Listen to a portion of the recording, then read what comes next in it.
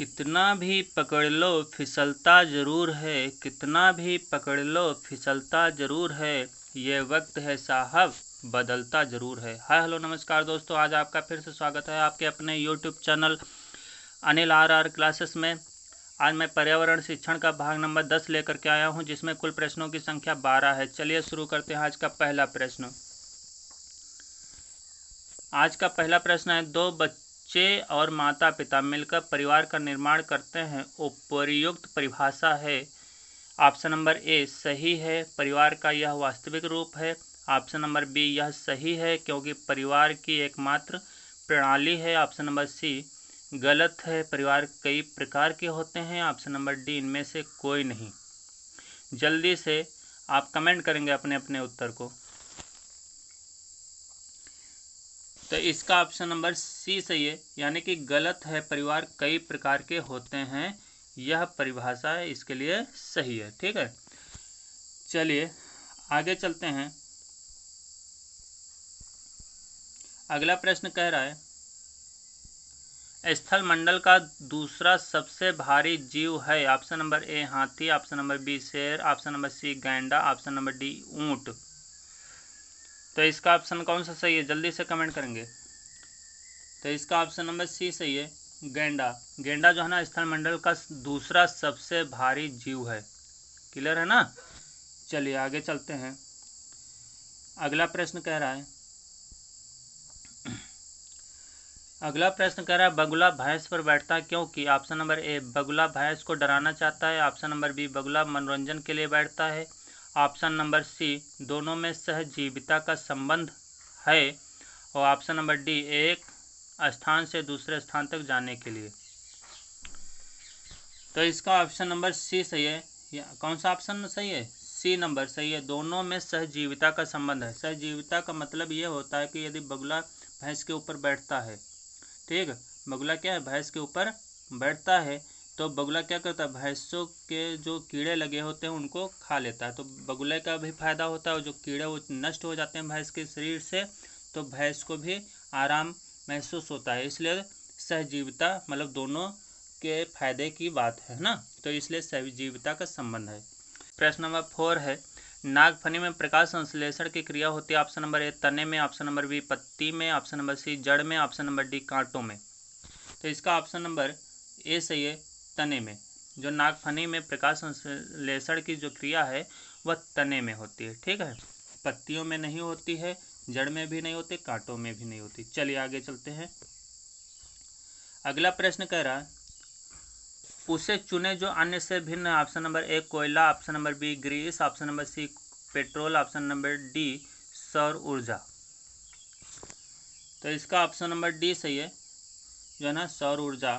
आप देखेंगे मिट्टी के जो है ना सतह के नीचे ही क्या पाया जाता है, ये तीनों चीज़ें पाई जाती हैं। ठीक है, याद रखेंगे, कोयला ग्रीस पेट्रोल जो है ना ज़मीन की सतह में ही पाया जाता है, लेकिन सौर ऊर्जा जो है ना सूर्य के थ्रू यानी कि ज़मीन के ऊपरी सतह पर ही पाया जाता है, वायुमंडल में। ठीक है, तो इस तरीके से याद रखेंगे, यानी कि सौर ऊर्जा किससे, सूरज से प्राप्त होता है। ठीक है, चलिए आगे चलते हैं। टांका का संबंध किस राज्य से है। Option number A Rajasthan, option number B Uttarakhand, option number C Meghalaya, option number D Assam. तो ऑप्शन नंबर ए सही है, राजस्थान, यानी कि टांका का संबंध राजस्थान से है। जो टांका है किस चीज़ से संबंधित है, याद रखना है, जल संरक्षण से संबंधित है। जल संरक्षण से संबंधित है। आगे चलते हैं।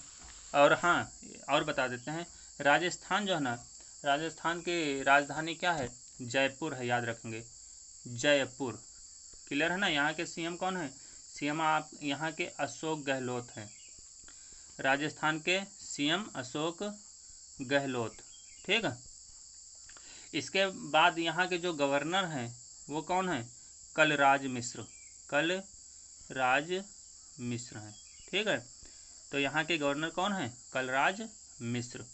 राजस्थान के कैपिटल जयपुर, यहाँ के सीएम अशोक गहलोत, और यहाँ के गवर्नर यानी कि राज्यपाल कौन है, कलराज मिश्र।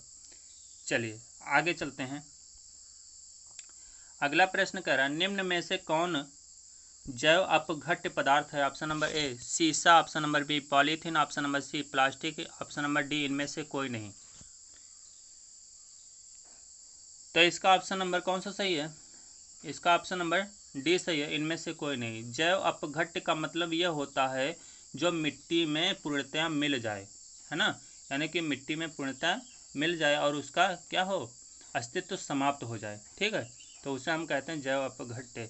अब देखेंगे सीसा जो है ना मिट्टी में नहीं मिलता है, पॉलीथीन भी नहीं मिल पाती है, यानी कि उसका जो है ना वह नष्ट नहीं हो पाता है ना, तो प्लास्टिक भी नष्ट नहीं हो पाता। इस तरीके से इनमें से कोई ऐसी चीज़ नहीं है जो जैव अपघट्य पदार्थ है। चलिए अगला प्रश्न पर चलते हैं।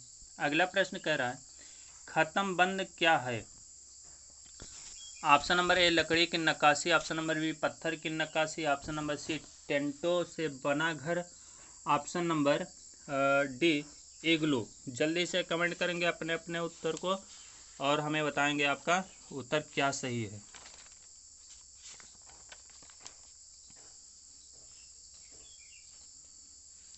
तो इसका ऑप्शन नंबर कौन सा सही है? लकड़ी की नक्काशी, ऑप्शन नंबर ए सही है, यानी कि लकड़ी की नक्काशी जो है ना खत्म बंद कहलाती है, ठीक है।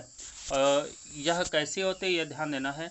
यह जो है ना जो नाव होते हैं ये पाए जाते कहाँ? जम्मू कश्मीर में, जम्मू और कश्मीर में, याद रखना है, जम्मू और कश्मीर में। वहाँ के जो नाव हैं, नाव के ऊपरी जो छत होती है, छत बनी होती है लकड़ी की। किस चीज़ की बनी होती है?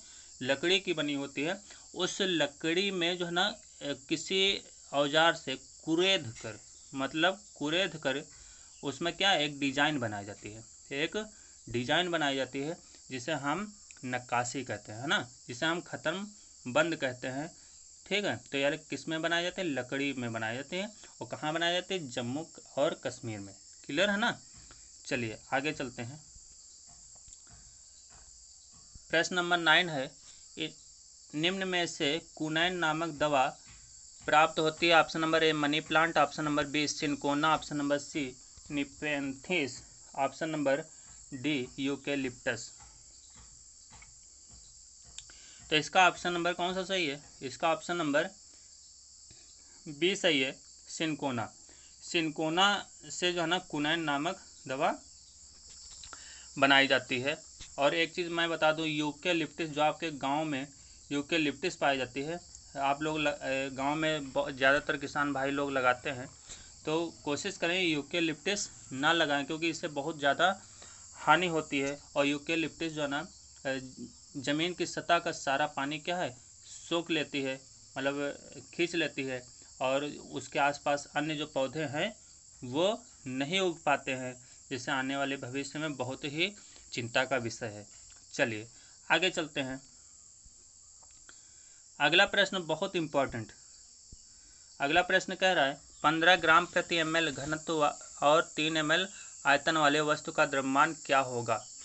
Option number A 45 gram, option number B 5 gram, option number C 18 gram, option number D 20 gram. जल्दी से कमेंट करेंगे अपने अपने उत्तर को। तो इसका ऑप्शन नंबर कौन सा सही है? इसका ऑप्शन नंबर ए सही है, 45 ग्राम। चलिए बताते हैं कैसे लगेगा सवाल। यहाँ दे रखा घनत्व, घनत्व को किससे लिखते हैं? डी से। डी से मतलब घनत्व यानी डेंसिटी कहलाती है, डी से डेंसिटी और हिंदी में बोलते हैं घनत्व। तो ये कितना दे रखा? 15 ग्राम, 15 ग्राम प्रति ml। अब इसके बाद 3 ml आयतन, आयतन को किससे लिखते हैं? वॉल्यूम, वी से लिखते हैं, यानी कि इसलिए बोलते हैं वॉल्यूम। ये कितना है? 3 ml। क्लियर। अब द्रव्यमान क्या होगा? तो यानी कि m पूछा गया है। क्या पूछा गया है? m पूछा गया है। m आपको बताना है। तो ऐसा फार्मूला जिसमें d आता हो, v आता हो, m आता हो, है ना। तो फार्मूला एक होता है d equal to m by v होता है ना, यानी कि घनत्व बराबर द्रव्यमान बटे आयतन। तो मुझे चाहिए कौन? m चाहिए, द्रव्यमान। तो इसको रोक लेंगे और ये इधर भेज देंगे, ठीक है। तो कैसे आएगा?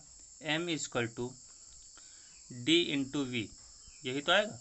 तो d कितना है? 15, v कितना है? 3, तो कितना आया? 15 तियाँ 45, 15 तियाँ 45, ये आपका m आ गया, और m आपका क्या है, द्रव्यमान। ठीक, तो यानी कि द्रव्यमान कितना होगा, 45 ग्राम। क्लियर। ये देखिए आपका कौन सा उत्तर सही है, ऑप्शन नंबर ए सही है। उम्मीद करता हूँ समझ में आया होगा ये अच्छे से क्वेश्चन। चलिए आगे, यदि समझ में आया है तो आप इसको कमेंट करिए, बताइएगा कि आपको समझ में आया कि नहीं। हाँ लेकिन बताइएगा ज़रूर। चलिए आगे चलते हैं। अगला प्रश्न कह रहा है, दड़की माई का संबंध भारत के किस राज्य से। Option number A Rajasthan, option number B Gujarat, option number C Jharkhand, option number D Karnataka. ये प्रश्न पहले भी पूछा जा चुका है और वीडियो में मैंने डाला है, लेकिन हम इसलिए इसको डाले हैं क्योंकि देखते हैं आप लोगों को याद हुआ है कि नहीं। तो जल्दी से सही कमेंट करना है, आपको कमेंट ज़रूर करना है लेकिन। तो इसका ऑप्शन नंबर जो है ना ए सही है, राजस्थान। दड़की माई का संबंध किससे, राजस्थान से। राजस्थान की राजधानी जयपुर, याद रखेंगे जयपुर। राजस्थान की राजधानी क्या होती है, याद रखिएगा, क्या है, जयपुर है। और यहाँ के सीएम कौन है, अशोक गहलोत। अभी बताया इसी वीडियो में, अशोक गहलोत हैं। ठीक है। और यहाँ के गवर्नर कौन है, बताइए, कलराज मिश्र। गवर्नर कौन है, कलराज मिश्र हैं। ठीक है, याद रखेंगे। चलिए आगे चलते हैं। अगला प्रश्न क्या कह रहा है, अगला प्रश्न कह रहा है, इनमें से किसे ग्रह की श्रेणी में से हटा दिया गया है। मतलब इनमें से किसे ग्रह की श्रेणी से हटा दिया गया। Option number A Varun, option number B Arun, option number C Pluto, option number D इनमें से कोई नहीं। तो जल्दी से कमेंट करेंगे अपने अपने उत्तर को। तो इसका ऑप्शन नंबर सी सही है, यानी कि ऑप्शन नंबर कौन सा सही है, इसका ऑप्शन नंबर सी सही है, यानी कि प्लूटो। प्लूटो को जाना ग्रह की श्रेणी में हटा दिया गया। और पहले ग्रह कितने थे, 9 ग्रह थे। अब कितने ग्रह बचे हैं, अब 8 ग्रह बचे हैं। तो इसलिए याद रखेंगे, अब 8 ग्रह हैं, अब 9 ग्रह नहीं है, और प्लूटो को हटा दिया गया। ठीक है, तो प्लूटो बहुत ही छोटा ग्रह था, इसलिए इसे हटा दिया गया ग्रह की श्रेणी से, इसे पूर्णतया हटा दिया गया। ठीक है, चलिए आगे चलते हैं।